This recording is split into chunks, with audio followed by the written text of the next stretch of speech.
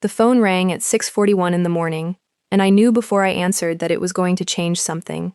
You reach a certain age and the early calls stop being wrong numbers.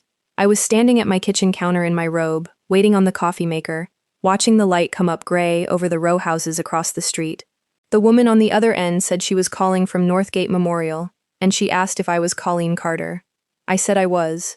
She said Julian Carter had been brought in by ambulance at 5:50 and was being prepped for emergency surgery, and that I was listed as his emergency contact. I did not say anything for a long moment. We had been divorced for 26 years. I want you to understand what that meant, that little clerical detail. 26 years of separate lives, separate Christmases, separate everything, and that man had never once gone into a form and taken my name off the line that said who to call if he was dying. He had my old landline written down. She said they'd tried it first, and it rang and rang. Somebody had gone through the trouble of finding my cell. I asked her what happened to him. She said the words, acute aortic dissection, and then she said them again more slowly when she heard me breathing. She said the surgical team was already assembled. She said if I was coming, I should come now. I don't remember getting dressed. I remember standing on my own porch in the wrong shoes with my keys in my hand, thinking that I did not owe this man anything, that I had spent half my life learning how not to think about him, and getting in the car anyway. The drive to Northgate is 19 minutes. It took me 14. The whole way there, my mind kept doing the thing it always does when I'm frightened, which is to leave the present entirely and go back. And where it went was a hallway in a house we sold in 1999, and a bedroom door standing open, and a bed that had been stripped down to the mattress. The emergency entrance at Northgate has a set of automatic doors that open too slowly. I remember hating them. Inside, there was a woman at the desk with reading glasses pushed up into her hair, and I told her who I was and who I was there for, and she typed for what felt like a very long time. She said he was already up in the cardiac OR. She said the team had taken him at 6:20. She said I could wait on the 4th floor, and that someone would come out and talk to me when there was something to say. Then she looked up at me over the counter with a kind of practiced gentleness and told me he was in extremely good hands. The 4th floor waiting area had a board on the wall, not the old kind, with letters you slide into grooves, but a screen, updated live, with case numbers and room assignments and the names of the attending physicians. I wasn't reading it, I was standing in front of it because it was something to stand in front of, and then my eyes went across the 4th line down to the column on the right, and everything in my body stopped at once. The attending surgeon on Julian's case was listed as N. Carter, MD. I told myself Carter is a common name. I have told myself sensible things my whole life to keep from coming apart in public places. But I was already walking toward the nurse's station, and I heard my own voice ask the charge nurse who the surgeon was, the one on the aortic case, and she said, without looking up, Dr. Carter, he's our chief. I asked her what his first name was. Something in how I asked it made her look up. She said, Nathan. She said he was the youngest chief the department had ever had, and that if it were her husband on that table, he's the one she would want. She had no idea what she was telling me. She had no idea she was handing a 63-year-old woman her whole life back across a countertop. I asked to see him. She told me, kindly, that he was already scrubbed in, but she pointed down the corridor to a set of double doors with a narrow rectangle of glass in each one, and she said sometimes you can see into the sub-hall from there. So I walked down, and I put my hands on that door, and I looked through a window the size of a paperback book, and there, 40 feet away, with his back to me, gowned and gloved and holding his hands up in front of his chest the way surgeons do, was a tall man with sandy brown hair going gray at the temple. He turned his head to say something to the nurse beside him. I saw his profile for less than a second. I had last seen that profile when it belonged to an 8-year-old boy asleep in the back of my station wagon. My son was about to cut open his father's chest. His father, who 28 years ago had put him in a car while I was at work and drove him 300 miles away and signed him over to strangers, and who had spent the last 20 years not knowing whether the boy could read. Neither of them knew. Nathan had a patient. Julian had a surgeon, and I was standing alone in a hallway holding the only piece of information in that entire building that mattered, trying to decide, with a clock running, whether telling anyone would save my son's father or cost him everything he had built. Before we dive deeper, let us know in the comments where you're watching from. We'd love to hear from you. And don't forget to hit that subscribe button so you never miss any of our upcoming videos. To make you understand what was taken, I have to first make you love him. And to do that, I have to take you back to a small brick house on Ellery Street in the spring of 1993. Julian and I had been married 6 years. He was 31 and 3 years into the firm, still at the stage where he ironed his own shirts because he didn't trust the dry cleaner with the collars. I was 29 and working the front desk at a dental practice on Fayette.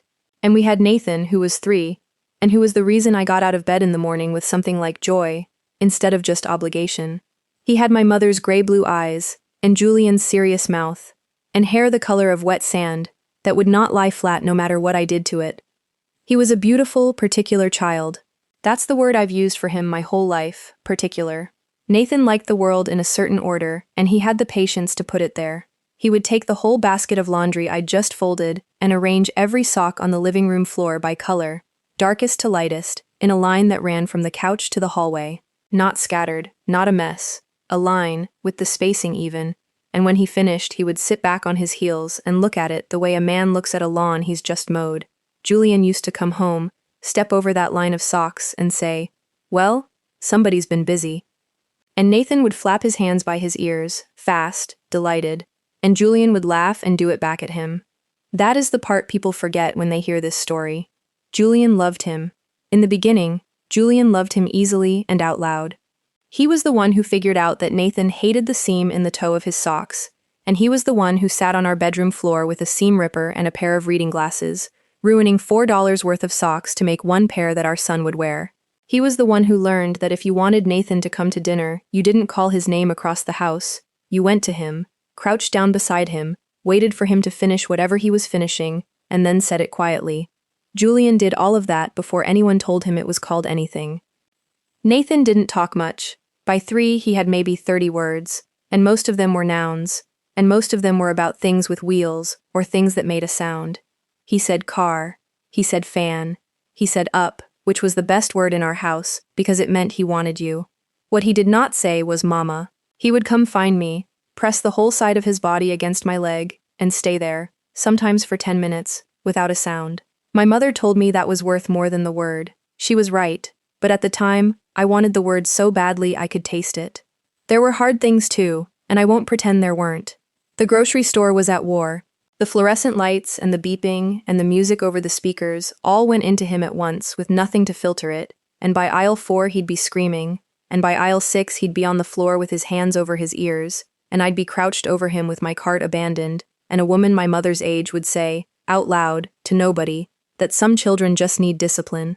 I learned to shop at 9 o'clock at night. I learned to keep a pair of yellow earmuffs in the diaper bag in July. I learned to leave a full cart in the middle of a store and walk out with my son in my arms and not apologize to anyone. And there were the good ordinary days that I would give 10 years of my life to have back. There was a Saturday in June when Julian filled a kiddie pool in the backyard and Nathan wouldn't get in because of the way the water moved. So Julian sat down in it himself, in his shorts, with his coffee, and read the paper in 8 inches of water until Nathan came over on his own and put one hand in, then 2 hands, then a foot. It took 40 minutes. Julian never rushed him. He just kept turning pages.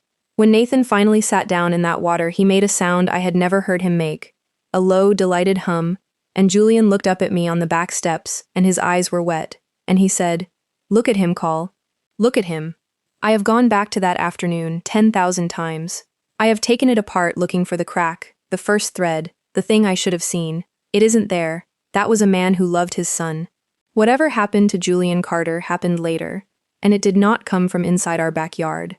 It came from outside it, from his mother's dining room and his firm's conference room, and every place where he had to be somebody in front of people. But that summer we were still fine. That summer, the worst thing in my life was the grocery store. In September, our pediatrician looked at me for a long moment over the top of Nathan's chart and asked if we had a few extra minutes to talk. Dr. Feeney had been our pediatrician since Nathan's first week.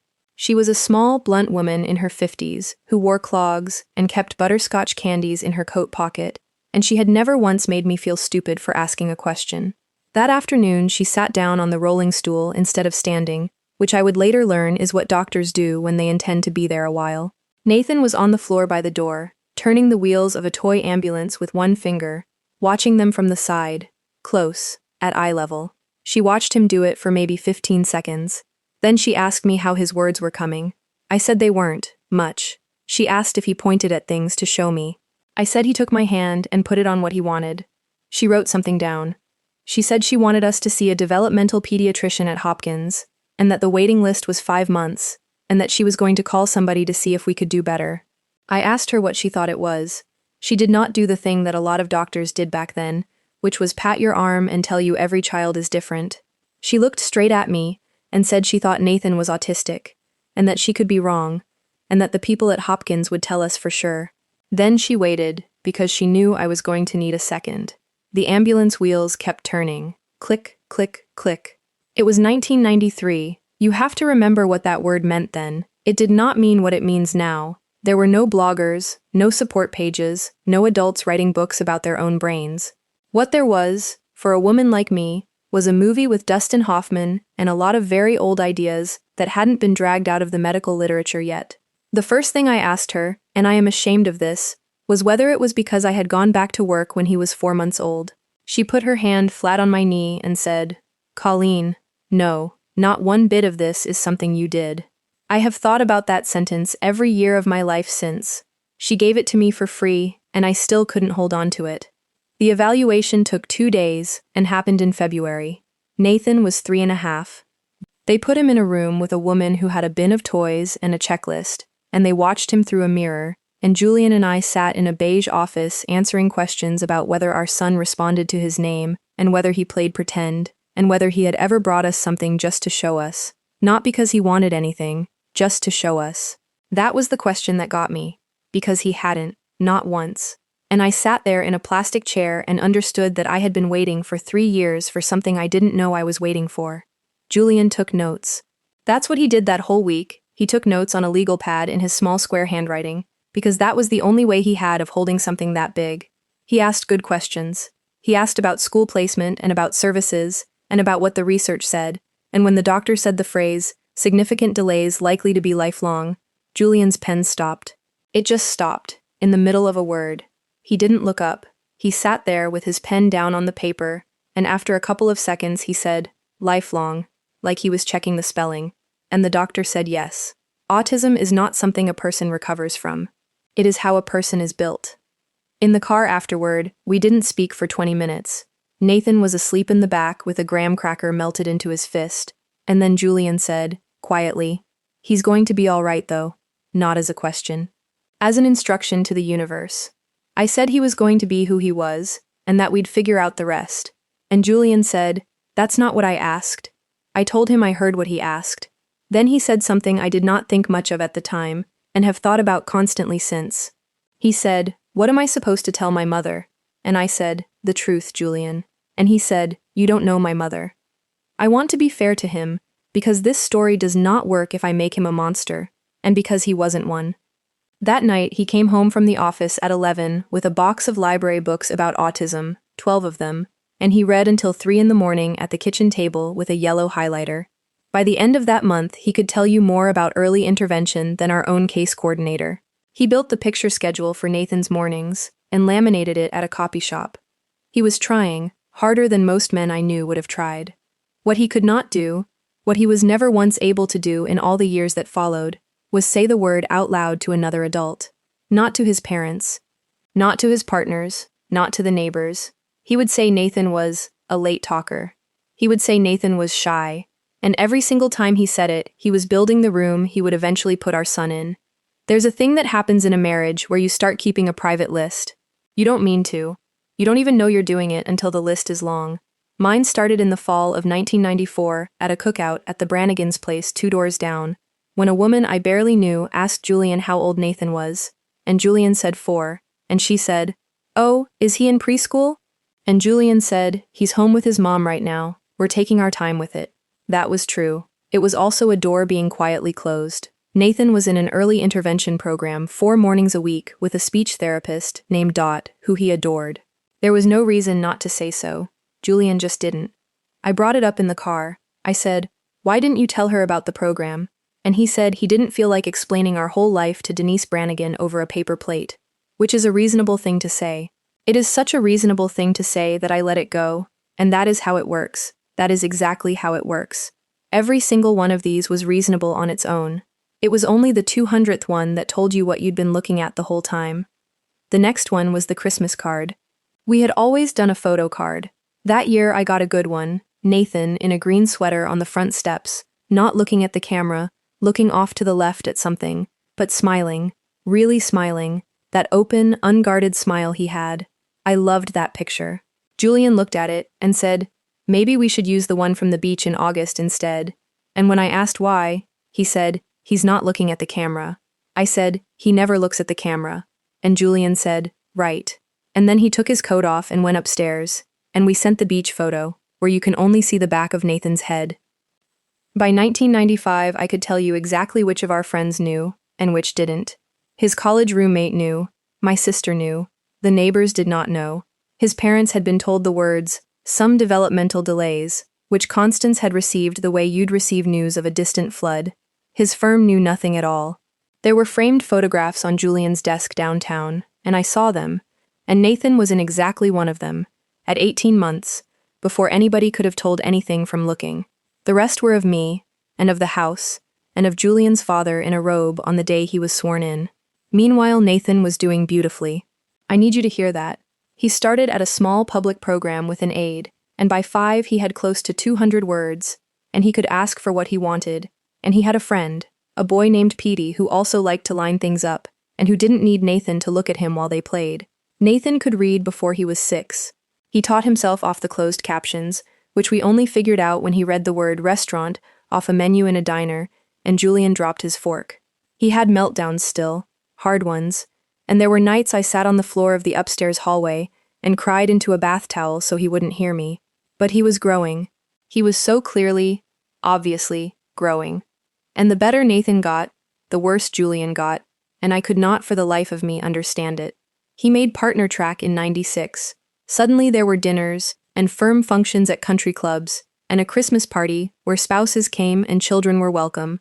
We didn't take Nathan to that one. We didn't take him to the next one either. The 3rd year I said I wanted to bring him. He's 6 years old. He'd love the lights. And Julian said, "Call, it's 4 hours. There's a band. There's 200 people. You know what that room would do to him." And here's the thing that kept me quiet for years. He was right. That room would have been awful for Nathan. Every excuse Julian ever made was made out of something true. He just always chose the true thing that let him leave our son at home. The last one I'll tell you about from those years happened at a stoplight on Charles Street in the spring of 1997. Nathan was 7 and in the back seat with his earmuffs on, and a car pulled up beside us with a man Julian knew from the courthouse, and the man rolled his window down to say hello.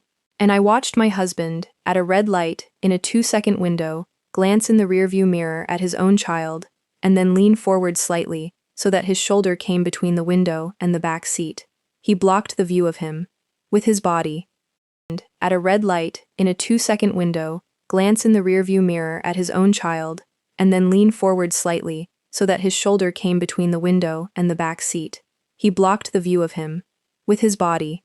He did it without thinking, which is how I knew it wasn't the first time. The light changed and we drove on, and he talked about the man's golf handicap, and I sat in the passenger seat with my hands in my lap and understood that my husband was ashamed of my son, and that if I said that out loud in the next 5 seconds, our marriage would be over. I didn't say it. I have never forgiven myself for the 15 months of silence that followed, because that silence was the last stretch of road before everything, and I was the only person in the world standing on it. Julian's parents lived in a stone house on 4 acres in Ruxton, with a dining room that could seat 14, and a mother who had never in her life served a meal without a linen runner down the center of the table. We went the first Sunday of every month. Nathan was 8 that spring, and he had a system for those dinners that we had built together over years, and it worked. He sat at the far end near the window. He had his own fork from home, the light one with the thin handle. He wore the gray sweatshirt because the dining room was cold and because it was soft. He ate first, before the adults, so that he could leave the table when the noise came up. Constance found every part of this arrangement personally offensive, and she said so, every month, in the same bright voice she used for the weather. That April she rearranged the table. I walked in and saw it, and my stomach went down like an elevator. She had put Nathan at the middle of the long side, between his grandfather and his Aunt Bitsy, with his back to the room, and she'd set his place with the heavy silver like everybody else. I said, gently. "Constance, he sits by the window." And she smiled at me and said, "Colleen, he's 8 years old. He can sit with his family." Julian was standing right there with a glass in his hand. He looked at the table, and he looked at me, and he said, "It's fine, Col. Let's just try it. Let's just try it." 4 words. I want you to understand that when Julian said that, he was not being cruel. He was being hopeful, in the useless way that fear makes people hopeful. He wanted, so badly, for one Sunday to go the way Sundays went in other families. So we tried it. Nathan came to the table and stopped behind his chair and stood there. He didn't sit. He looked at the silver, and he looked at the window 7 feet away where he was supposed to be, and he made a small sound in his throat, and he started to rock, heel to toe, with both hands closed into fists at his sides. Harold said, "Nathan, sit down, please." He was not unkind either. He was a retired judge who had said that sentence to grown men for 30 years. Nathan didn't sit. Bitsy laughed a little and said, "He's a stubborn one," and somebody passed the rolls, and the noise in that room came up all at once, glasses and voices and Constance's terrible little bell that she rang for the girl in the kitchen, and my son put his hands over his ears and screamed. Not a tantrum. If you have ever heard the difference, you know there is one. This was pain coming out of a body that had nowhere to put it. I got him out. I got him down the hall and into the powder room with the light off and the door shut, and I sat on the cold tile with him against my chest and counted out loud, slow, 1 to 10 and back down, which was our thing, until he stopped shaking. It took 11 minutes. When we came out, dinner had gone on without us. They were on the second course, and as I came up the hallway with Nathan's hand in mine, I heard Constance's voice, not lowered at all, saying, "And I'm simply saying that there are places for this, Julian. Good places. The Winthrop boy went to one and he's perfectly settled now, and Marjorie got her life back." And I stopped in the hallway, out of sight, with my son's hand in mine, and I waited to hear what my husband would say. He said nothing. That was it. That was the whole answer. There was a pause about 4 seconds long, and then the sound of a serving spoon against a dish, and then Harold asking somebody about the Orioles. My husband, who had ruined $4 worth of socks with a seam ripper, who had sat in a kiddie pool for 40 minutes in his good shorts, said nothing at all while his mother described our child as a problem with a solution. I walked into that dining room and I said we were going home, and I said thank you for dinner, and Constance said, "Colleen, don't be dramatic," and Julian said he'd stay and drive back with his father. They had something to go over. I drove the 40 minutes home with Nathan asleep in the back, and my hands at 10 and 2, and my jaw locked so hard it ached the next day. I kept waiting to feel angry at Constance. I never did, particularly. She was exactly what she had always been, and she had never once pretended otherwise. What I felt, all the way down Falls Road with the windows cracked and my son breathing behind me, was something colder and much more frightening, and it was this. My husband had been given a chance to stand between his child and the whole world, and he had let it pass in silence, and if he could do it in his mother's dining room, he could do it anywhere. Julian came home that night at 11. He came upstairs and stood in the bedroom doorway and said, "I know, I should have said something." And I said, "Yes, you should have." And he said, "I'll do better." I believed him. God help me, I believed him for 4 more months. The partnership vote at Merrick, Vance, and Sutcliffe was set for the 2nd week of September, and by June, the whole firm was a held breath. Julian had been on track for 2 years. He was the youngest man they'd ever considered, and everybody knew it and nobody said it, which is how those places operate. He started leaving at 6 in the morning. He started coming home after Nathan was asleep. He lost 11 pounds without trying, and he took to standing at the kitchen window at night with a glass of ice water, not drinking it, just holding it, looking at the yard. Gordon Merrick was 71 years old, silver-haired, courtly, the kind of man who remembered your wife's name and your birthday, and exactly what you'd said in a meeting 6 years ago. I met him 3 or 4 times. He was lovely to me every single time. I have spent a great many years thinking about how a person can be lovely to you and still be the hand on the back of your life. In July, Merrick took Julian to the Center Club for lunch, alone, which had never happened before. Julian came home that night and told me about it while he took his cufflinks out, and he was cheerful, in a way that had a wire running through it. He said Merrick had talked about the vote. He said Merrick had talked about clients, and about the sort of men the firm was trying to bring in, insurance work, hospital systems, The sort of thing that runs on dinners and golf and being invited places.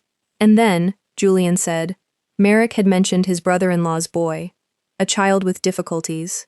He said Merrick's sister had been run absolutely ragged for years, until they found a residential academy up in Massachusetts, and now the boy was thriving, and his sister had her health back, and, Merrick said, wasn't it remarkable what a difference the right environment could make? And then he paid the check and asked Julian about his backhand. That was all. That was the entire thing. No one at that firm ever said a single word that could be repeated in a courtroom. Nobody ever told my husband to put his son away. A 71-year-old man told a warm story about his sister over a chicken sandwich 8 weeks before a partnership vote. And I said, standing in our bedroom while my husband hung up his trousers, Julian, he was telling you something. And Julian said, he was making conversation call. And I said, no, he wasn't. And Julian said, quietly, I know. 2 weeks later, I was looking for the checkbook in his briefcase, and I found the brochure. Heavy stock, cream-colored, the kind of paper that costs money, a photograph of a brick building with white trim and a lawn like a golf green, and boys in blue sweaters walking under an arch of trees. Ashmont Hall Residential Academy, founded 1931, individualized programs for exceptional learners. Inside, there were words like structure and continuity and clinical staffing ratios, and there was a photograph of a boy at a desk with his back to the camera, and there was a folded sheet tucked in the middle with a tuition schedule on it, and a handwritten note in the corner in someone else's pen that said, Julian, call Dean Whitcomb directly. He's expecting you. GM. I put it on the kitchen table, and I sat down, and I waited 3 hours for him to come home. When he did, he saw it on the table, and he stopped in the doorway with his keys still in his hand. I said one word. I said, explain. And he came in and sat down across from me, and he was honest with me, which is the part that still turns my stomach, because I have never been able to decide whether it was honesty or reconnaissance. He said Merrick had given it to him. He said he'd looked at it. He said the place was one of the best in the country, that they had a 40-year waiting list of families who couldn't get in, that boys came out of there reading and working and living semi-independently. He said he'd read the whole thing twice. I asked him if he was seriously suggesting we send our 8-year-old son to live in Massachusetts, and he said no. He said, no, Call, I'm not. He said he'd looked at it the way he looked at everything, because that's what he did. He read things, and he'd read it and thought about it, and it wasn't for us. He reached across the table and took my hand, and he said, he's my son. I'm not sending my son anywhere. And then he took the brochure off the table and folded it in half and put it in the kitchen trash on top of the coffee grounds, in front of me, and I watched him do it. And I let out a breath I think I'd been holding since April. He was telling the truth about one thing. He wasn't going to send our son anywhere. Sending implies a discussion. What Julian Carter did, 11 days later, on the 14th of August, 1998, while I was working a Friday shift at a dental office on Fayette Street, was drive our son 304 miles up Interstate 83 in the passenger seat of his own car with the yellow earmuffs in his lap, and hand him to a man in a blue sweater and drive home alone. I got home at 5:38. I know that because the receipt from the gas station on Northern Parkway was in my purse for years afterward, and it said 5:24, and it was a 14-minute drive. The house was quiet, but the house was often quiet. Nathan was supposed to be home with Julian. It was Julian's Friday. He'd arranged it weeks before. He'd taken a personal day so I could pick up the extra shift. I came in through the kitchen with 2 grocery bags, and I called out that I was home. Nobody answered. There was no car in the driveway. I put the milk away first. I want to tell you that I knew immediately, that some mother's instinct went off in me the second I crossed the threshold, but that isn't true, and I've never dressed it up. I put the milk in the refrigerator and the bread in the box, and I hung my keys on the hook, and I said, Nathan?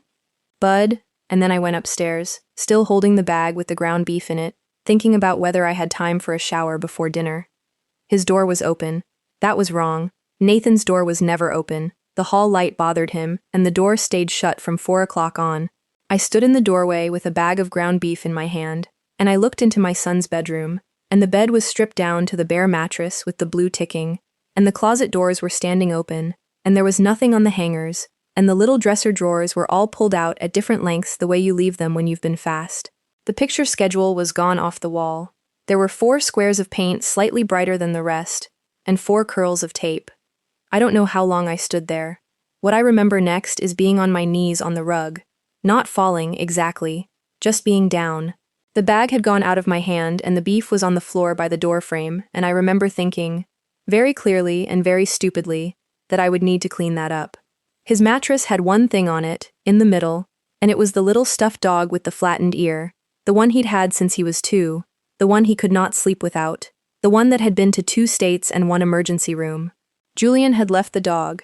To this day, I do not know if that was cruelty, or an oversight, or a man packing a bag in a hurry, while a child stood in the doorway asking where they were going. I called Julian's cell phone. It went to the recording. I called it again, and again. I called the office and got the after-hours service, and the woman said Mr. Carter had taken a personal day and would be in on Monday, and I said, "This is his wife, I need him now," and she said she had no way to reach him. I called Julian's mother, and Constance answered on the second ring, and I said, "Is Nathan there?" And there was a pause. It was maybe 2 seconds long. It was the longest 2 seconds of my life to that point, and in it I heard everything. And then Constance said, "Colleen, I think you'd better speak with Julian." I said, "Where is my son?" And she said, "Julian will explain it to you. Not I don't know. Not? What's happened?" She said, "Julian will explain it to you," in a voice as smooth and cool as the underside of a pillow, and I understood that this woman had known before I did, that she had probably known for weeks, that she had sat in her stone house and let it happen, and I said something to her then that I will not repeat, and I hung up the phone and I threw it, and it took a piece out of the drywall by the closet that stayed there until we sold the house. Then I went through the room. I don't know what I was looking for. I pulled the drawers all the way out and turned them over. I got down and looked under the bed, and there was the shoebox where he kept his bottle caps, 400 and some of them, sorted by color, and it was still there, and the sight of that box did something to me that the empty closet hadn't. Because wherever Julian had taken him, he had not taken the caps, he'd taken clothes. He had packed clothes like a man packing a child for a season, and left behind every single thing that was actually Nathan. I sat on the floor of my son's room with a stuffed dog in my lap until the light went orange and then gray, and somewhere in there I stopped being frightened and started being something else. Something I hadn't felt before and have never entirely put down since. I got up, I went downstairs, I picked the phone up off the hall floor, and it still worked, and at 7:51 in the evening on August the 14th, 1998, I dialed 911 and told the operator that I had come home from work and my 8-year-old son was gone. 2 officers came. One was young, and one was maybe 50 with a gray mustache, and they were polite, and they took their hats off in the house, and the older one, whose name was Sergeant Dombrowski, had a notebook out before he sat down. I told him everything in the wrong order, the way you do. I told him about the brochure and the dining room and the grocery bag and the mattress. He let me finish. Then he asked me a question that I answered without understanding what it was going to do to me. He asked whether my husband and I were separated. I said no. We were married. We lived in this house together. He wrote that down and he looked at the younger officer, and something went between them, and then he closed the notebook halfway and said, "Mrs. Carter, I have to explain something to you, and I want you to hear me out." He said that when a married parent with full legal rights takes his own child somewhere, there is no crime. He said there was no custody order in place because there had never been a divorce, and that meant Julian had exactly as much right to that boy as I did. He said if I could tell him the child was in danger, that changed things. Was there any history of violence? Was there any reason to think the father would hurt him? And I sat on my own couch, and I had to say no. I had to say no. He has never laid a hand on him. He loves him. He reads to him. He cuts the seams out of his socks. Because it was true. And Sergeant Dombrowski nodded slowly and said, "Then legally, ma'am, what we've got tonight is a father who took his son on a trip and didn't tell his wife." I said he took him to a residential facility in Massachusetts. He said, "Do you know that?" And I said no. I said I know it the way you know things. He said he couldn't file the way I knew things. He was good to me, that man. I want that on the record. He stayed 40 minutes past when he had to. He wrote down Ashmont Hall's name and said he would make a call as a courtesy, informally, to see if he could confirm a child had been admitted, and that if I wanted to file a missing juvenile report to establish a paper trail, he'd take it, and he took it. And he told me to write down every single thing I could remember with dates, tonight, before I slept, because paper is the only thing that counts later. That was the best advice anybody gave me in 28 years, and it came from a patrol sergeant at 9 o'clock at night in my living room, and I did it. I filled 11 pages of a legal pad. I still have them. My mother came at 10. Maureen Doyle was 66 years old, and she drove across town in her housecoat with a raincoat over it. And she came in the door, and she didn't say one word, she just held on to me in the front hall. And I finally made the sound I hadn't made in front of the police. She put me at the kitchen table and made tea, neither of us drank, and she said, "He'll bring him back. When he sees what he's done, he'll bring him back." And I said, "Mama, he planned this. He waited for the Friday I was working," and she said, "Then we'll get him back another way." She was the first person to say "we" to me, and there weren't going to be many. Julian came home at 11:41. I heard the car. I remember standing up so fast the chair went over behind me. He came in through the kitchen door with his tie off and his collar open, and his face the color of paper, and he stopped when he saw the two of us, and he set his keys down on the counter very carefully, the way you set something down when your hands aren't steady. He looked at me and he said, "Colleen," and I said, "Where is he?" And my husband looked at the floor of our kitchen and said, "He's safe, he's at school, I'll show you everything." I hit him. I am 63 years old, and I have told this story out loud, maybe 9 times in my life, and that is the part I've never once left out, because I'm not interested in being the saint in it. I hit him across the face with an open hand, hard enough that my palms stung for an hour, and my mother said my name, and Julian didn't move at all. He didn't raise his hands. He didn't step back. He stood there and opened his briefcase and laid out on the coffee table, in a neat row, like exhibits, the papers that proved he'd been planning it since May, and the last page had my signature on it. It was mine. That's the thing. He hadn't forged it. Julian Carter was an attorney 8 weeks out from a partnership vote, and he would no more have forged his wife's signature than he'd have set fire to the courthouse. What he did was worse, because it required him to look at me every day for 3 months while he did it. In May, we refinanced the house. There were, I swear to you, 40 documents. He sat beside me at that same coffee table with a pen, and he turned pages and said, "Initial here, and sign here, and this one's just the escrow disclosure." And I signed my name 11 times in 20 minutes with the television on, because he was my husband and he was a lawyer, and that is what marriage is. It's 1,000 small acts of not reading things. 2 of those pages were not from the bank. One was a parental consent for educational evaluation and records release, addressed to a school district I had never heard of in Western Massachusetts. The other was a joint application for residential placement, and my signature was on line 2, dated the 9th of May, in my own handwriting, with a little loop on the C that has been in my signature since I was 15 years old. He laid them out on the table and pointed at them with one finger, and he did not say, "Look, you agreed." He never said that. He said, "I did this. I want you to see exactly how I did it, because you're going to need to know." I want to be careful here, because this is where people always ask me why I didn't just go to a judge and prove it. I did. We'll get there.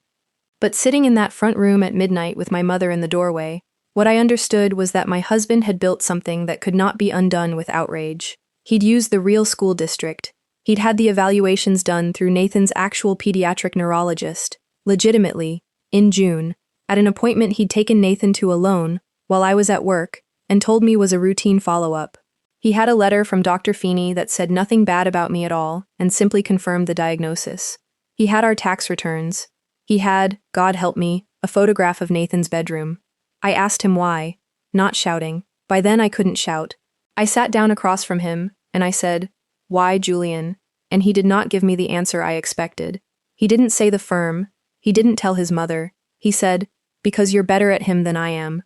I said, "What does that mean?" He said, "It means you can sit on a bathroom floor for 11 minutes and I can't. It means I've been pretending for 5 years that I know what I'm doing and I don't. And every year he gets bigger, and every year I understand him less, and I look at you doing it and I know I'm going to fail him, and I'd rather hand him to people who are trained than watch myself fail him in slow motion." And then he said the sentence that ended our marriage, and he said it while crying, which I had seen him do exactly twice before. He said, "And I'm tired of being looked at." There it was. Under all the paperwork and all the clinical language and all the money, there was a 40-year-old man who could not stand to be looked at in a grocery store. He said it, and then he put his face in his hands, and my mother made a small sound behind me in the doorway, and I sat there and felt the last of something go out of me like water out of a tub. I said, "We're going up there tomorrow and we're bringing him home." And Julian said no, not angrily, exhausted. He said the enrollment was for the full academic term, that they'd paid it, that his parents had paid it, $94,000 for the year, and that Ashmont had what they called a clinical transition protocol, and the first thing in it was a 90-day no-contact adjustment period for the family. 90 days. He said the dean had explained that children who go home in the first weeks never settle. He said, "It's 3 months, call, then we visit at Thanksgiving, then in June we decide together." I asked him if he had heard himself. I asked him if he understood that our son could not tell time the way other children could, that he did not have the language to ask an adult where his mother was, that he had never in his life slept a night in a building I wasn't in. And Julian said, "They have staff around the clock." And I said, "Julian, he doesn't need staff, he needs me." And my husband looked up at me with his face wrecked and said the truest thing he ever said, which was, I know he does, I did it anyway." I didn't sleep. At 4 in the morning, I was at the kitchen table with the phone book. At 7, I called a divorce attorney whose ad I'd seen on a bus bench, a woman named Rita Salvano who worked out of 2 rooms above a bakery in Towson, and I got her answering machine and I left a message that went on so long it cut me off. She called me back at 8:15. She listened for 9 minutes without interrupting once. Then she said, "Mrs. Carter, I'm going to tell you 3 things and you're not going to like any of them." And then she told me what the law actually was in the state of Maryland in 1998, when 2 married parents disagreed about where their disabled child should live. But I wasn't listening properly by then, because I had already decided what I was going to do that day, and at 9:40 that morning I put a road atlas on the passenger seat of a 1991 station wagon and started driving north. It took me 5 hours and 50 minutes.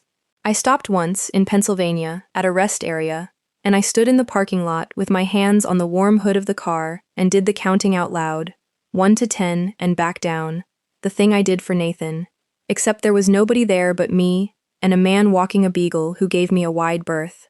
Then I got back in and drove. Here is what nobody warns you about, and it is the cruelest part of the whole business. Ashmont Hall was beautiful. I came around a bend on a 2-lane road in the Berkshires in the late afternoon, and there it was on a rise. Brick and white trim, 3 buildings around a green, a bell tower, maples 100 years old. There was a soccer field. There was a pond with a dock. If somebody had shown me a photograph and told me it was a small liberal arts college, I'd have believed them. And part of me, the part I hated, felt something loosen in my chest, and I have never been more ashamed of a feeling in my life. It was beautiful and it was clean, and it was 304 miles from his mother. I parked in a visitor's lot with 14 empty spaces and walked up a slate path to a door with a brass plate. Inside it smelled like floor wax and old radiators. A woman at a desk asked if she could help me, and I said I was there to see my son, Nathan Carter, and she smiled and typed, and the smile changed. She said, "Let me get Dean Whitcomb for you." I waited 11 minutes on a bench under an oil painting of a man in a high collar. Dean Whitcomb was in his 60s, a blue sweater over a shirt and tie, half glasses on a cord, and he was gentle with me in a way that I found unbearable. He took me into an office with a window looking out at the green, and he sat down, not behind the desk, but in the chair beside mine, which is a technique, and he said he understood I was Nathan's mother, and that he was very glad to meet me, and then he said that unfortunately, he was not able to bring Nathan to me today. I said, "He's my son," and he said, "Yes, ma'am, he is." And then he opened a folder and turned it around so I could see, and there was the admissions record, and under authorized contacts, there was one name, and it was Julian's, and under it, in the box for restrictions, somebody had typed, "Per enrolling parent, clinical adjustment period, 90 days, no family contact including telephone, reassess 11/12/98. I said the words that everyone says. I said, "I'm his mother, I didn't sign that." I said, "I drove 6 hours." I said, "Please, just let me look at him. I won't even go in the room. I'll stand at a window." And Dean Whitcomb took his glasses off and rubbed the bridge of his nose and said something I have turned over in my head for 28 years. He said, "Mrs. Carter, I've been doing this for 31 years, and I want you to know that I believe you." And I said, "Then, help me." And he said, "I can't." The consent is legally executed. If I bring that boy out to you, and your husband files, I lose this school. 31 years, and the most he could give me was that he believed me. I lost my composure in that office. There's no other way to say it. I don't remember all of it. I remember standing up, and I remember saying that they had taken a child who could not ask for his mother, and locked him in a building in the woods. And I remember a young man in a tie appearing in the doorway, and Whitcomb raising one hand to keep him back. And then it was over, and I was walking, and Whitcomb was walking with me, not holding my arm, just walking, all the way down the slate path toward the visitor's lot, with the light going gold across that green. And that is when the doors of the middle building opened, and a line of boys came out.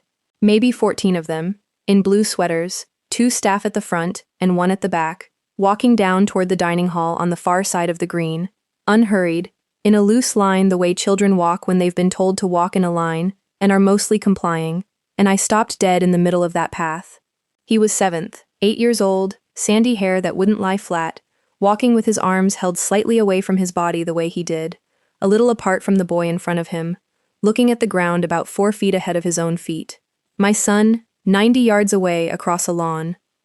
I screamed his name. I screamed it with everything I had in my body, and it went across that green and came back off the brick, and I ran. And I got maybe 15 steps before the young man in the tie had me, not roughly, both hands on my upper arms, saying ma'am, ma'am, ma'am. And out on the grass 90 yards away, the whole line of boys stopped.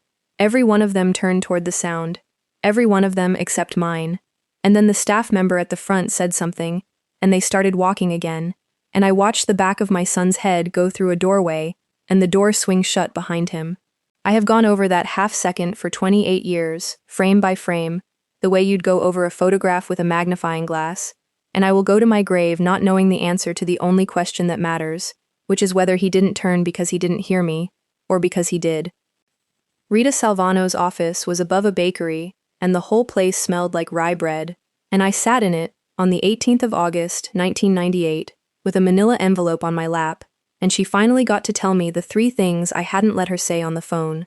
The first was that in a marriage with no custody order, both parents hold equal legal authority over the child, and either one may make educational decisions, and that Julian had not committed a crime. The second was that my signature on that consent, obtained the way it was obtained, was a serious matter, but that proving fraud in the inducement takes months and costs money, and does not get a child home on a Tuesday. And the third was the one she made me look at her for. She said, "Colleen, the facility is licensed, accredited, and by every measure excellent.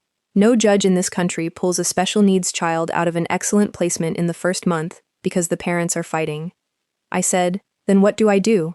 And she said, "You file for emergency custody, you lose the emergency motion, and you start building the case that wins in 9 months. And I said 9 months. And she said, "I'm not going to lie to you to make today easier." We filed on the 21st. The emergency hearing was the 4th of September, in a courtroom in Towson, with radiators that knocked.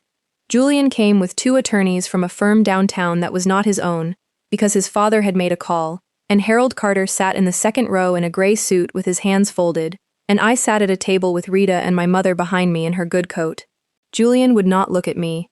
He looked at the table, and at his own hands, and once, when I was testifying, I saw him close his eyes. His attorneys did not attack me. That surprised me, and it shouldn't have. They were far too good for that. They didn't need to say I was a bad mother. They said I was an exhausted one. They put my own words in front of the court, from a support group intake form I'd filled out in 1996, where I'd written, in the box marked, "What do you find most difficult?" The sentence, "Some days I don't think I can do this." Every mother in that situation has written a sentence like that. It was read aloud in a courtroom in a calm voice by a man in a nice suit, and then he said, gently, that Mr. Carter had acted, however imperfectly, out of a genuine concern for a family under strain. The judge appointed a guardian ad litem, a woman named Ellen Pryor, who was assigned to represent Nathan's interests and who I had exactly 1 conversation with, 40 minutes long, in a conference room, in which she was thoughtful and thorough and asked me hard, fair questions.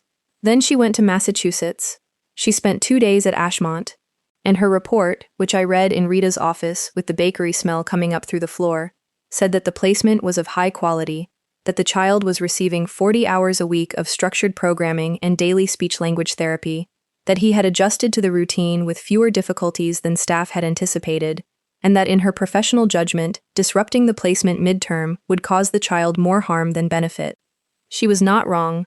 That is the thing I could never explain to people at parties for the next 20 years, on the rare occasions I went to parties. Ellen Pryor was not a villain, and she was not lying. Moving a child like Nathan twice in 6 weeks would have been genuinely bad for him. Every professional in that process did their job correctly, and the sum of all of them doing their jobs correctly was that a man took a boy from his mother on a Friday, and the system looked at it carefully and thoroughly and said, on balance, leave him where he is. The ruling came on the 11th of September. Placement to stand pending final resolution of custody. Contact to resume per the facility's clinical recommendation. I remember standing up when the judge said it and Rita's hand on my forearm. I remember Harold Carter putting on his hat in the aisle. I remember getting all the way to the parking garage before it hit me, and my mother holding the car door open for a long time while I stood there. Julian made partner on the 15th. I found out because the announcement ran in the business section of The Sun, with a photograph, and the little paragraph underneath said he lived in Baltimore with his wife. That was the whole family, in print. He had done it.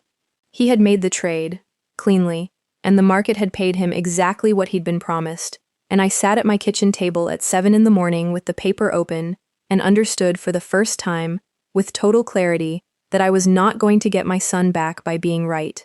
Being right was the only thing I'd had, and I'd spent it, and it was worth nothing at all. And then, on the 12th of November, the 90 days ended, and I called Ashmont Hall at 8:01 in the morning, and a very kind woman told me that Nathan's clinical team had met and recommended an extension of the adjustment protocol, and that they'd reassess in February.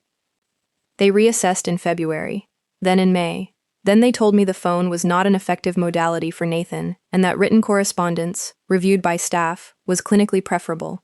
Each of these decisions was made by people with credentials, in a meeting, with notes taken, and each one was defensible on its own, and Julian, who was the enrolling parent and the payer of a $94,000 a year invoice, never once picked up a telephone to argue with any of them. He didn't have to fight me. He just had to not fight for me, and a well-run institution did the rest. The divorce was final in March of 2000. It was, on paper, generous. He didn't contest much. I got the house, which I could not afford, and a support figure calculated on a salary he'd earned before he became a partner, because by then, his compensation was structured in ways that Rita said would take a forensic accountant $11,000 to unpack. Custody was joint legal, with Nathan's residential placement at Ashmont Hall written directly into the agreement as the status quo, and my visitation described as, in accordance with facility clinical guidance.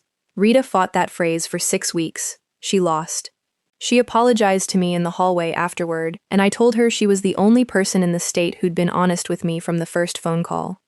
I sold the house in October of 2000 because the taxes and the mortgage were more than I made. I moved into the second floor of a duplex on Kingston Road, 4 rooms, with a landlord named Mr. Bianchi, who fixed the radiator himself and never once raised the rent in 19 years. I kept the dental office job, 7:30 to 4. Then, in 2001, I took a second one, front desk at a hotel out by the airport, Thursday through Sunday, 4 in the afternoon to midnight. On Thursdays and Fridays, I went straight from one to the other with a sandwich in the car. I did that for 11 years. People hear that and they say things like, "You must be so strong," and I never know what to do with my face. There is nothing strong about it. You get up because the alarm goes off. The money went 3 places: rent, Rita's retainer, and the third thing, which was the thing that made it all worth doing, and that was the appeals. Because I never stopped filing. In 2002, I filed to modify visitation. In 2004, I filed for an independent evaluation. In 2006, I filed to compel a transition plan to bring Nathan home for summers. That one nearly worked. It got as far as a scheduled hearing before Ashmont's clinical director submitted a 9-page letter about routine disruption and regression risk. And the judge, a different judge, a decent one, looked at me over his glasses and said, "Mrs. Carter, I've read everything you've filed since 1998, and I want you to know that I see you." And then he ruled against me. The night shift at that hotel is where I did most of my thinking. From about 11 to midnight, nobody comes to a front desk. There was a clock on the wall behind me, and I could hear it. and I would stand there in a polyester blazer with a name tag on it and do arithmetic. He's 9, he's 12, he's 15, he's taller than me now, probably. Does he still hate the seam in his socks? Does anybody up there know about the seam in his socks? Is there one person in that building who knows he has to be told before the fire drill or he'll come apart? I would work that out in my head until midnight and then drive home on the empty beltway with the radio off. I saw Julian twice in those years. Once in 2003, across a parking lot at the Giant on Loch Raven, and we both stopped. Neither of us crossed the asphalt, and after a moment he raised one hand about 6 inches, and I got in my car. And once in 2009, at my mother's funeral, which he came to, in the back, and left before the reception, and I found out later he'd bought without telling anyone. That was Julian. He would pay for a grave. He would not knock on a door. By then I had a shoebox in my closet with 206 letters in it, and I want to tell you about those, because that shoebox is the reason this story has an ending. I wrote the first one on the 19th of August, 1998, 5 days after, at the kitchen table at 2 in the morning. I still have it. It's a page and a half, and the handwriting goes bad about halfway down. It says, "Nathan, it's Mom. I don't know if they will read this to you. I want you to know I did not know. I came to the school on Saturday. I was on the grass. Mom." That's most of it. I mailed it to the address on the brochure, and I never found out whether it reached him. For the first year, I mailed everything. Ashmont's policy was that family correspondence went to the clinical team, who reviewed it and shared it with the student as developmentally appropriate, a phrase I came to hate more than any other in the English language. In the fall of 1999, 6 of my letters came back in a single envelope with a form letter clipped to them, explaining that the content had been determined to be counterproductive to the student's adjustment. I had written about home. That was the counterproductive content. I had described his room and told him the maple tree in the yard had turned and asked whether he still had the bottle caps. So I learned to write around it. I learned to write letters that would pass. No mention of coming home. No mention of missing him, because missing him was destabilizing. I wrote about the weather and about a dog Mr. Bianchi got and about a bird's nest in the gutter, in short sentences, with no feeling in them at all, like postcards from a woman who barely knew him. Those got through. I know because in 2001, a staff member wrote back a 2-line note that said Nathan had listened to the letter about the bird's nest twice and had asked to hear it again. Twice. That note cost me nothing, and it is the single most valuable object I owned for the next 15 years. But I kept writing the other kind too. The ones I couldn't send, those went in the shoebox. When the shoebox filled, I got another one, and when the third one filled, I bought a Foot Locker at a surplus store on Eastern Avenue for $18, and I put it at the foot of my bed, and by the end, it had 1,141 letters in it, because I wrote to my son every Sunday night for 28 years, and I did not miss more than a handful. They changed over time, which is the part that tells the truth about grief better than anything I could say. The first 2 years they're pleading, "Come home, I'm coming, hold on." Then around 2001 they start being about the day I had. Then somewhere around 2004 they turned into something else, and I didn't notice it happening. They had a conversation with a person who was growing up. I told him about a woman at the hotel who was leaving her husband. I told him what I thought about the war. In 2007 I wrote him 3 pages about whether I should let a man named Dennis from the 11 o'clock shift take me to dinner, and I laid out both sides. And at the end, I wrote, "What do you think?" to a 17-year-old boy who I had not heard the voice of since he was 8. I did go to dinner with Dennis, twice. He was a nice man. There was no room in me. The hardest ones are the birthdays. The 14th of April, every year. I wrote one every single one of them, and they're all in there, and if you read them in a row, you can watch a woman's age. You're 9 today. You're 15 today. I bet you're tall. You're 21 today, and I want you to know that if you're angry at me, you're allowed to be, because if I were you, I would be too. That one, the 21st, is the first time I wrote down the thing I'd been afraid of since 1998, which was that somewhere in that building, somebody had told my son that both his parents signed the papers. Both signatures were on the form. Of course they had. Why on earth would they have thought otherwise? I wrote that sentence at a kitchen table on Kingston Road in April of 2011, and then I put the pen down, and I did not write again for 11 weeks, which is the only real gap in 28 years. Because up until that night, The thing that got me through a double shift was the idea that my son was waiting for me. And what I understood, at 51 years old, in a rented kitchen, was that it was overwhelmingly likely that my son believed I had given him away, and that if he'd believed that since he was a child, then everything I'd done for 13 years had been for a boy who was, somewhere 300 miles north, learning very slowly to stop waiting. The group met in the basement of St. Albans on Tuesday nights at 7, under fluorescent lights, in a circle of folding chairs, with a coffee urn that never worked properly.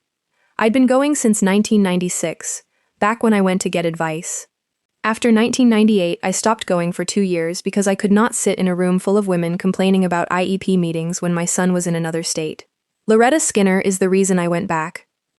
Loretta was 5'1", 60 years old, had a son named Bobby with autism and a seizure disorder, and had buried a husband. She showed up at my door on a Tuesday in October of 2000 with a foil pan of ziti and said, "Get your coat." I said I wasn't going back. She said, "I didn't ask." And she drove me there and sat next to me and put her hand on my knee when they went around the circle. And when it got to me, I said my name and I said I couldn't talk tonight. And Loretta said, "She's here, that's the whole assignment." And somebody changed the subject, and that was that. I went every Tuesday for the next 26 years.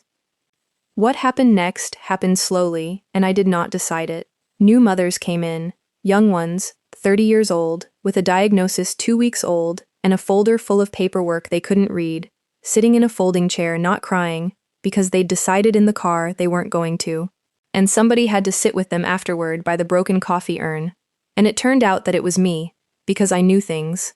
I knew what an IEP was, and what a 504 was, and which words to use to make a school district put a service in writing. I knew that the county had an aid program nobody advertised. I knew, God help me, exactly how a residential placement gets executed, and I could read one of those consent packets across a table in 4 minutes and tell a woman which page was going to cost her everything. In 2004, a woman named Cheryl came in, whose husband had a brochure in his briefcase. She told the story in the circle, and I heard my own life coming out of somebody else's mouth.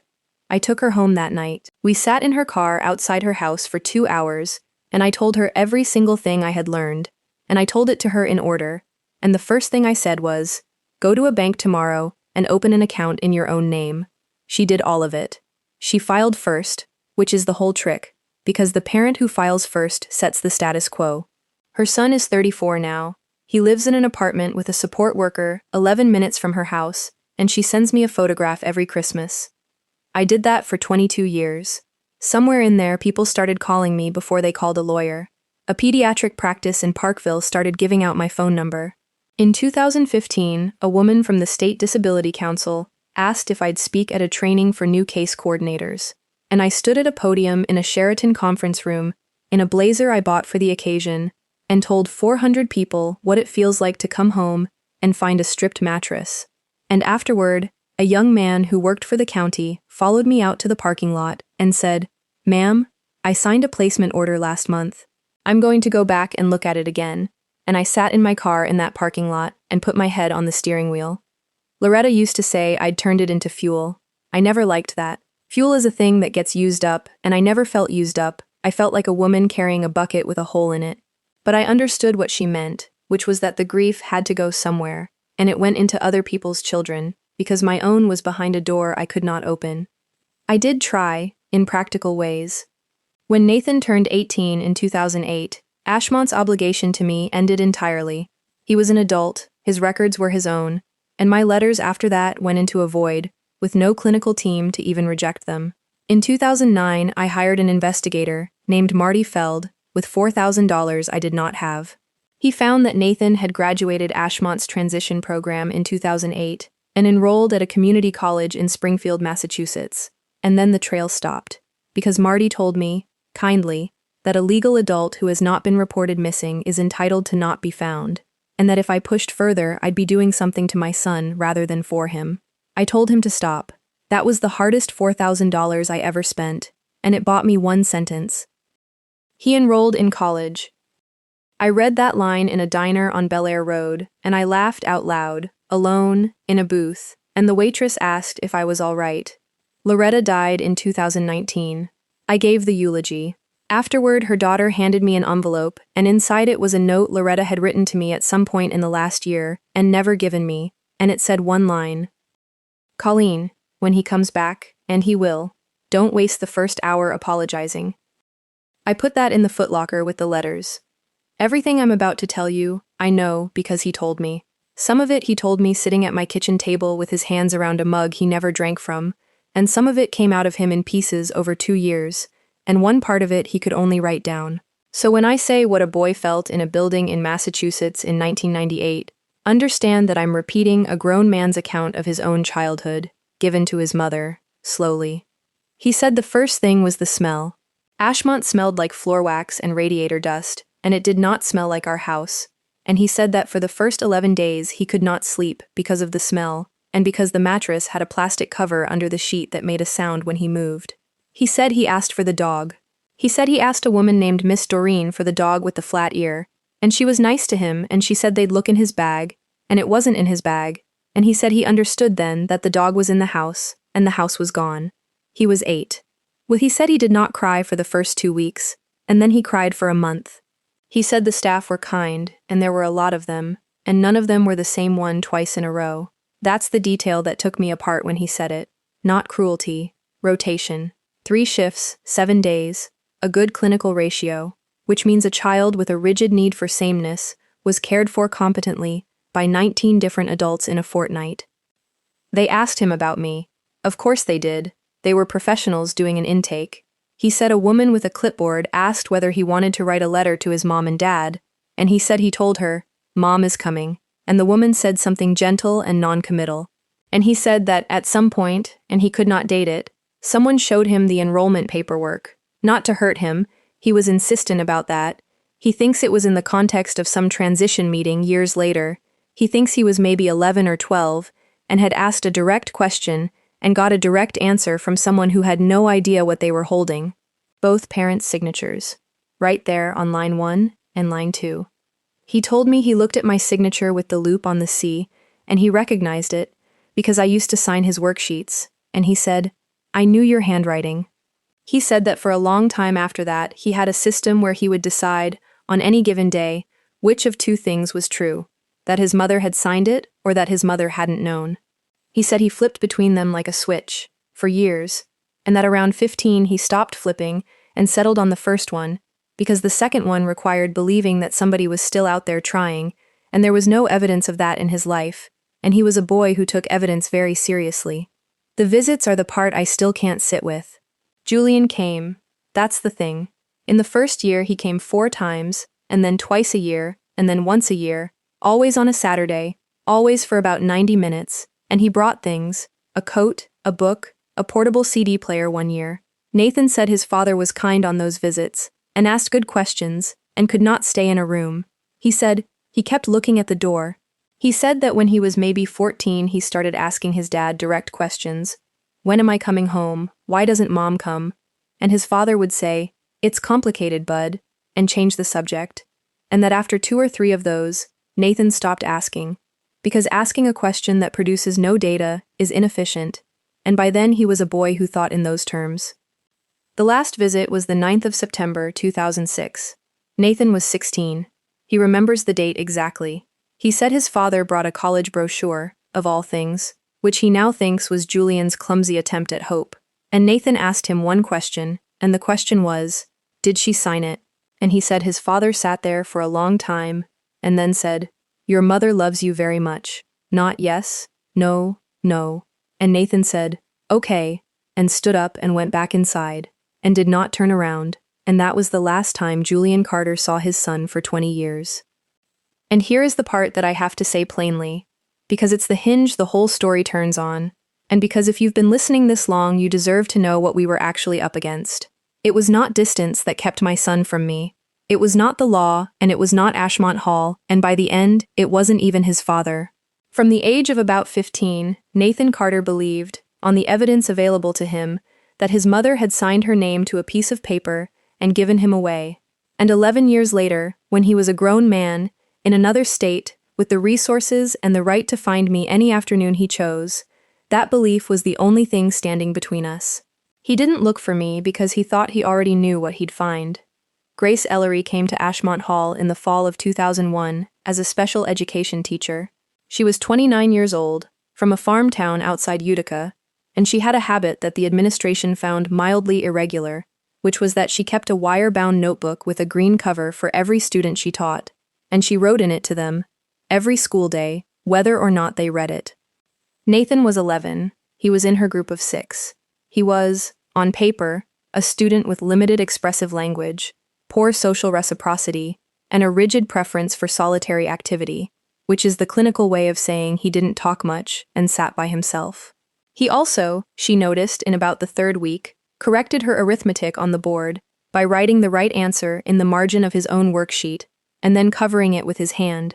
So she started leaving the green notebook open on his desk. She'd write a line at the top.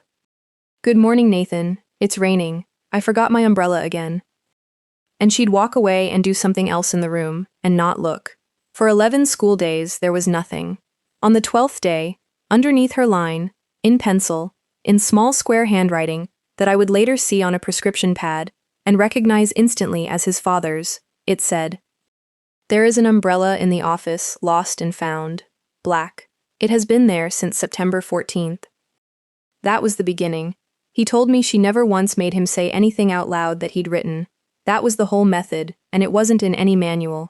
She just understood that the boy had plenty of language and no tolerance for the machinery of producing it in real time in front of a face. By the end of that year, they had filled 2 notebooks. She let him write about the things he actually wanted to write about, which were, at 11, the electrical system of the building, and a hawk that used the maple by the dining hall, about which he eventually produced 14 pages of observations with times and dates. She brought in Marianne Petrosky, the speech-language pathologist, in 2002.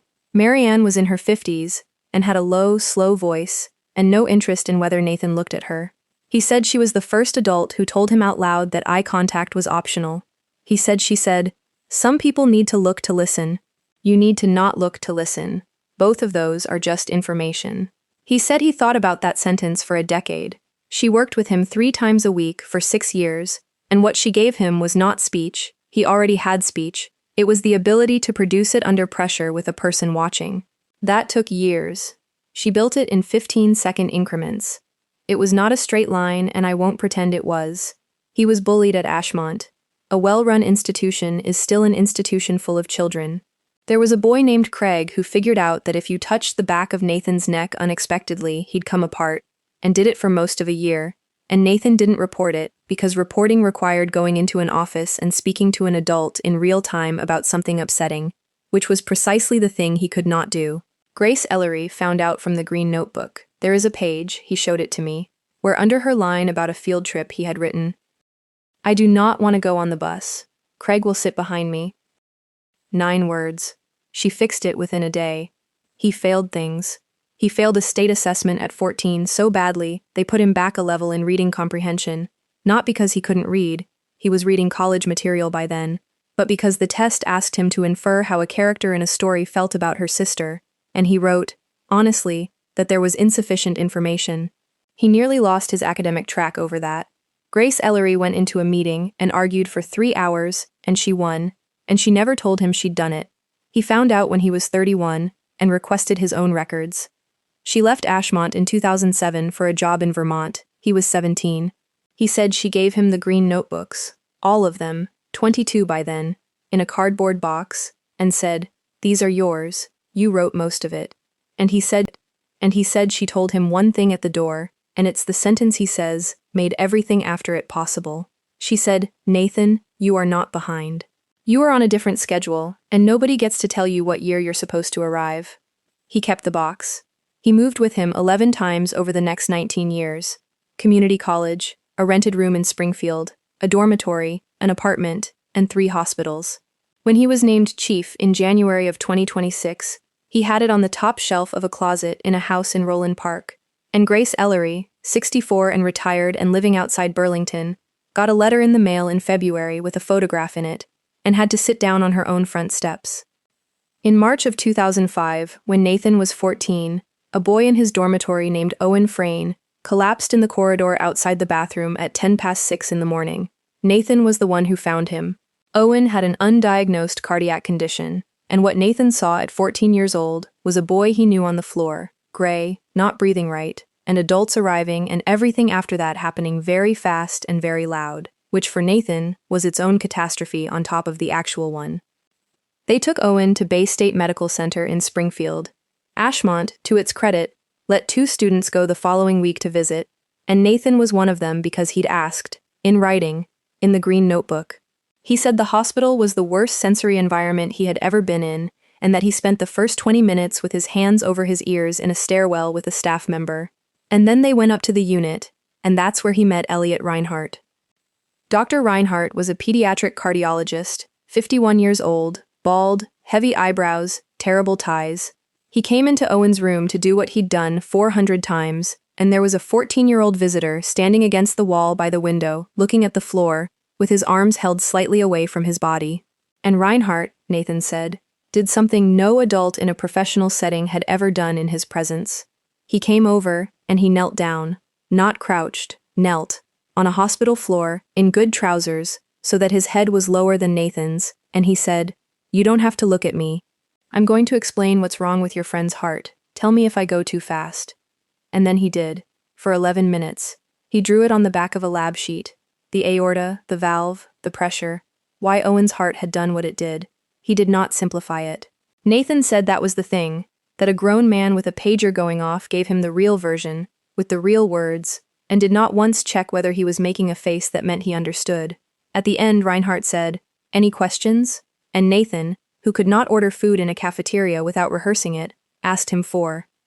He told me that on the bus back to Ashmont that afternoon he decided, 14 years old, in the 3rd row, with his earmuffs on, and I asked him, this was at my kitchen table, 21 years later.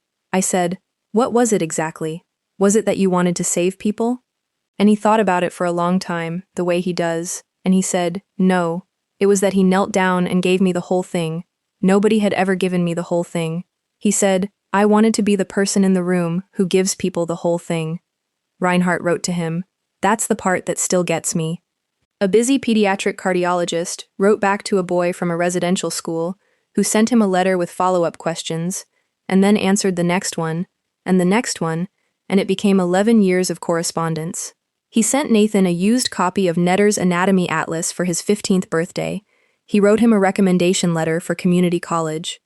When Nathan failed organic chemistry in 2010 and wrote to say he was finished and was going to get a job at a distribution center, Reinhardt drove 2 hours to Springfield on a Saturday, took him to a diner, and told him that he himself had failed physics twice and had a letter in a drawer from an admissions dean explaining exactly why he wasn't suited to medicine. He got Nathan a job in his own lab as a research technician in 2013. He sat with him through mock interviews for 2 years because the medical school interview is a 50-minute unstructured social performance, and it was the single largest obstacle in his path.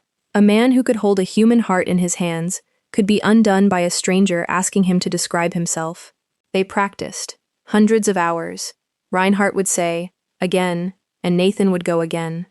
Nathan was rejected in 2012, and again in 2013.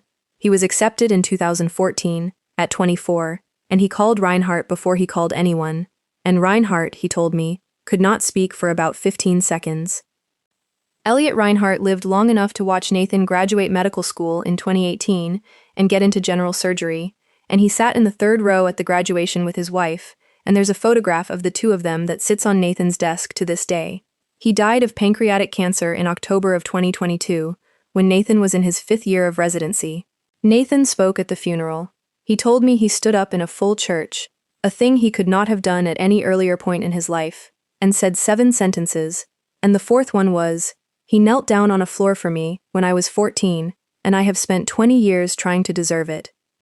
I want to lay out the road he actually walked, because the temptation with a story like this is to jump from the boy on the bus to the man in the operating room, and that jump is a lie, and it's a lie that does damage to every family listening who has a kid in the middle of it. He left Ashmont's transition program in 2008 at 18 with a high school diploma and a state services file.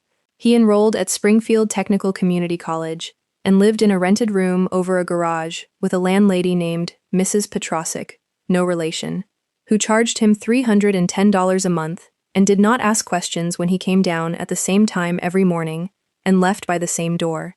He took 2 classes a semester because he could not manage 4. It took him 5 years to get an associate's degree. He worked. He stocked shelves overnight at a supermarket for 2 years because the store was empty and the lights were the only bad part. He said he liked it. He said the shelves were the first job he'd ever had where being the kind of person who lines things up was an advantage. He transferred to a state university in 2011 for biology. He failed organic chemistry in the spring of 2012 with a D, retook it that summer, and got an A-. He failed at nothing else. He graduated in 2013, at 23, with a 3.6, and he was rejected by every medical school he applied to that year, and the next. 22 applications over 2 cycles, 4 interviews, 0 acceptances. He told me he keeps the rejection letters in the same box as the green notebooks. He worked in Reinhardt's lab for a year, published as a 4th author on a paper about postoperative outcomes in pediatric valve repair, retook the MCAT and moved his score up 9 points, and was accepted in the spring of 2014 to one school, off a waitlist, in the last week of April. He started medical school at 24, which made him 4 to 6 years older than most of his class, and he told me that was the single greatest advantage he had, because by then he had already lived through failing at things in public and had stopped believing it killed you. Then the machine. 4 years of medical school, graduating in 2018 at 28.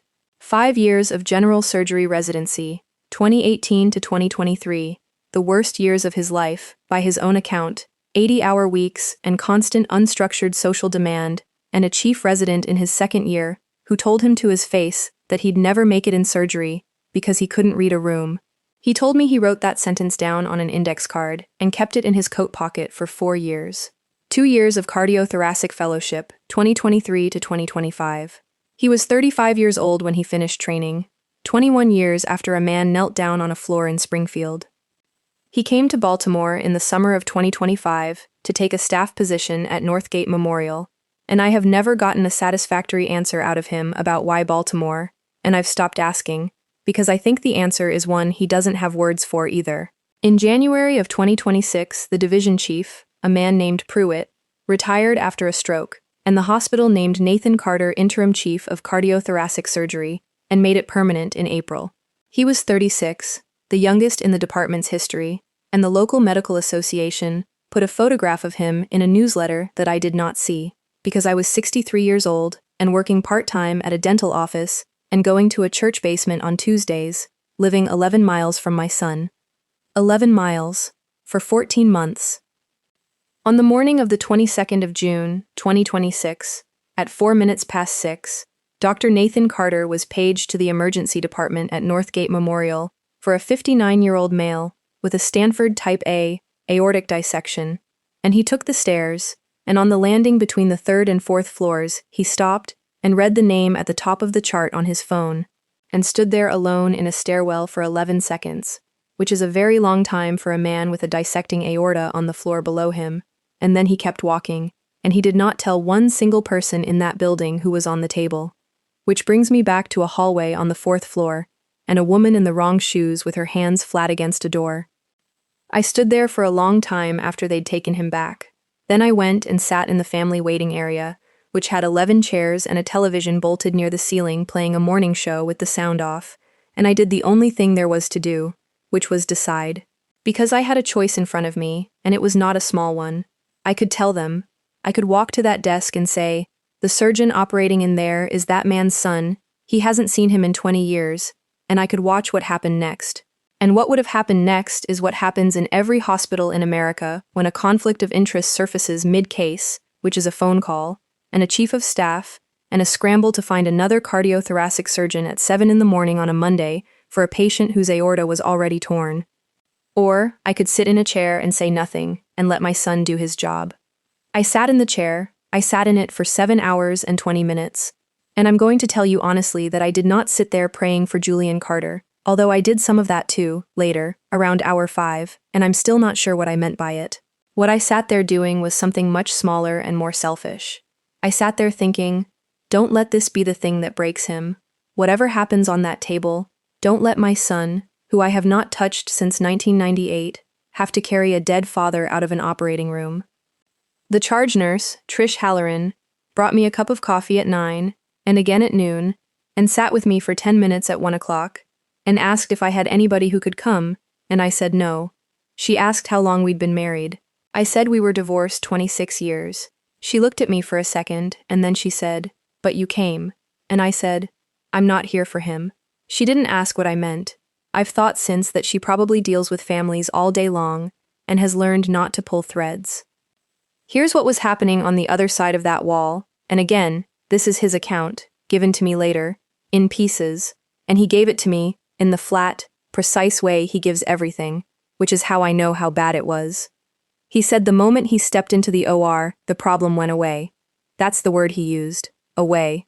He said the name on the chart was a fact about the patient, the way the blood pressure was a fact about the patient, and he filed it in the same place, and the thing he had trained 21 years to be able to do, which is to hold his entire attention on 8 square inches of tissue while the world makes noise, is the thing that saved him and, incidentally, saved Julian. He said, "It's the only room I've ever been in that's simple." A type A dissection is a tear in the innermost layer of the aorta, where it leaves the heart, and the blood gets in between the aorta, where it leaves the heart, and the blood gets in between the layers, and splits the wall of the vessel apart, and untreated, roughly half the people who have one are dead within 48 hours. They cooled him to 18 degrees Celsius, and stopped his circulation entirely for 31 minutes to replace the arch. My son held his father's heart in his hands. There's no metaphor available for that, and I've stopped looking for one. He told me one other thing about those 7 hours, and I've never repeated it to Julian.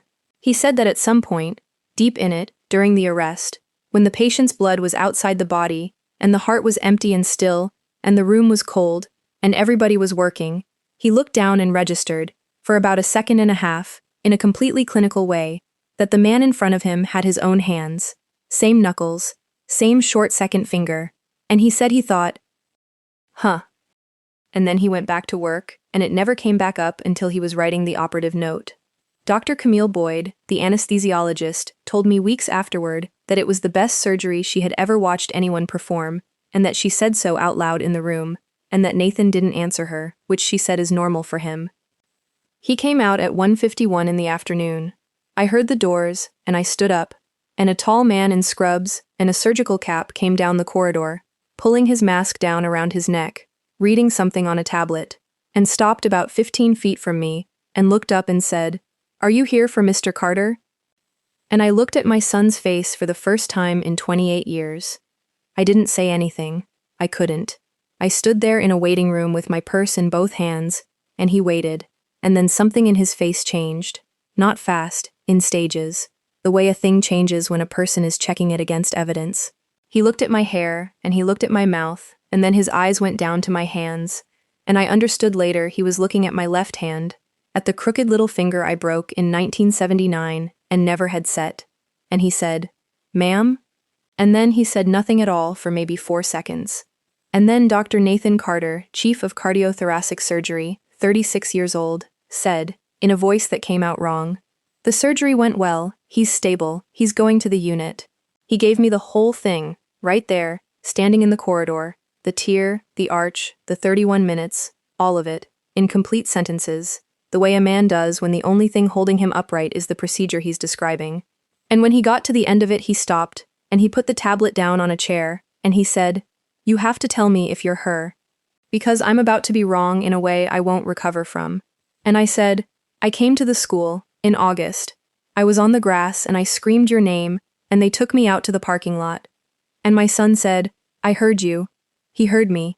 And he was 8 years old and 90 yards away, and he heard a woman's voice come across a lawn, and he did not turn around, and he told me, standing in that corridor, why. He said, "Because if I turned around and it wasn't you, I don't think I would have survived it." We did not fall into each other's arms. I want to say that plainly, because I think the version where everybody sobs in a hallway does a disservice to what actually happens between two people who have lost 28 years. What happened is that we stood 4 feet apart and looked at each other, and he said, "I have to go back. There's a second case." And I said, "I know." And he said, "Will you still be here at 6? And I said, "Nathan, I've been here since 1998. and he made a sound that was not quite a laugh, and put his hand over his mouth, and stood there for a second, and then he picked up the tablet and went. He came back at 6:40. We sat in a cafeteria that was closing around us, and I put my hands flat on the table, and I told him about the refinance papers. 11 signatures in 20 minutes with the television on, and I watched a 36-year-old man rearrange his entire childhood in real time in a plastic chair. He didn't cry. He asked questions, clarifying ones, dates and sequences, and I understood that this was him crying. At the end of it, he said, "I need to see them, the documents." I said, "I have all of it. I have everything. I have 11 pages I wrote out by hand the night it happened because a police sergeant told me to." And then I said, "And I have 1,141 letters." He came to the duplex on Kingston Road 4 days later, and I put the footlocker on the living room floor and opened it. And he sat down on the carpet next to it in a way that reminded me so much of a boy sorting bottle caps that I had to leave the room. He read for 6 hours. He read the one from the 19th of August, 1998. He read the birthday ones. He got to April of 2011, the one where I wrote that I was afraid he'd been told I signed it, and he put it down on the carpet and he put both hands over his face, and my son cried like a child in my front room, and I sat down on the floor beside him and put my hand flat between his shoulder blades, which is where you put it, because that's what he could tolerate when he was small, and I found out that after 28 years it was still what he could tolerate. Julian woke up on the second day. Nathan did rounds on him on the third, with a resident and a nurse present, and introduced himself by his title, and did not say one other word about it, and Julian, who was on a ventilator's worth of drugs and had a tube in his chest, looked up at the surgeon standing at the foot of his bed and knew. He said later he knew before he knew, if that makes sense, the way you recognize somebody's walk from across a street. He tried to speak and couldn't. Nathan said, "Don't try to talk, your sternum's wired. Everything I need from you today you can do with your hand." And he did the neuro exam. Squeeze, push, pull. And then he wrote in the chart and left the room, and Trish Halloran told me the chief stood in the corridor outside room 412 for a full minute with his hand on the wall. The apology did not come as a speech, and if you're waiting for the speech, there isn't one. What there was 11 months. It started with him writing it down, because he could not say it. 14 pages in that small square handwriting, delivered to me in a manila envelope in September, in which he laid out what he did in chronological order with dates, the way he'd laid out the exhibits on the coffee table in 1998, except this time, the exhibits were all against himself. He wrote, "I have told myself for 28 years that I did it for him. I did it because I could not stand to be looked at. I want to write it exactly and not softly. I chose my own comfort over my son's life and over my wife's, and everything after that has been interesting." Then he told his mother, "Constance is 91, and in a facility in Towson, and mostly clear," and he drove out there and told her what he'd done, and what she'd done, and what it had cost, and she told him he was being dramatic, and he said, "No, mother," and left, and he has not been back, and he sends money for her care every month. Then he told the firm. He was of counsel by then, semi-retired. He asked for 15 minutes at a partner's lunch. 4 of the men who'd been there in 1998 still in the room. Gordon Merrick, dead 8 years. And he stood up and told them what had been done, and how it had been done, and what a lunch at the Center Club had accomplished. He told me the room was quiet and that 2 people spoke to him afterward, and one of them, a woman who'd made partner in 2011, thanked him. He said he did not do it to be thanked, and it was the most humiliating 12 minutes of his life, and he'd do it again. Then, in February, he asked if he could come to St. Albans on a Tuesday. And I said I'd have to ask the group, and I asked, and they said yes, and Julian Carter sat in a folding chair in a church basement under fluorescent lights in front of 19 parents and told them, in full, what he had done to his family, as, he said, an object lesson in what fathers do, so that somebody's husband in that room might recognize himself in time. 3 people have called me since. One of them was a man. Nathan has not forgiven him, and I want to be honest about that, because I think the version where the son weeps on the father's chest is a story we tell because it's easier to swallow than the truth. What Nathan has done is more interesting, and I think braver. They have dinner once a month. Nathan asks him questions about his childhood, real ones, the years before 1998 that he doesn't remember, and Julian answers them, all of them, including the ones that make him look terrible. Nathan told me, "I don't need to forgive him, I need to know what happened. Forgiveness might come. It's not an assignment. Julian has accepted that. He shows up on the first Thursday of the month, and he answers whatever he's asked, and he has never once asked for anything back. And when he had his 1-year follow-up echocardiogram, he made a point of scheduling with a different cardiologist so his son would not feel obligated. As for me, I'm 64 now. I quit the dental office. Nathan bought the duplex on Kingston Road from Mr. Bianchi's estate and told me the rent is now $0, and we had our first real fight about it, and I lost. On Sundays, he comes over at 2 and we cook, and he still lines the cutting boards up square with the counter edge, and I still say nothing about it. In April, he turned 36, and I made a cake and gave him the birthday letter, the way I have every year, except this time, I handed it to him instead of putting it in a box. He read it at the table, then he put it in his coat pocket, and he said, "Keep writing them." And I said, "You're sitting right here." And my son said, "I know, keep writing them anyway." I've thought a great deal about what this story is for. I don't think it's about a surgeon, and I don't think it's about revenge, because there wasn't any, and the man who did it is a 70-year-old with a scar down his chest who eats dinner with his son once a month and knows exactly what he traded and what he got. I think it's this. Somewhere tonight there's a woman being told that her child would be better off somewhere else, by people with credentials and warm voices and very good reasons. And there's a man beside her who loves that child and cannot stand to be looked at in a grocery store. And I would say to her, write it down. Every date, every conversation, every promise. Paper is the only thing that counts later. And I would say to him, and I mean this without one drop of cruelty, because I was married to him, the looking stops. It really does. Nobody in that store remembers you by Thursday. The only person who will remember what you did in that aisle is the child holding your hand.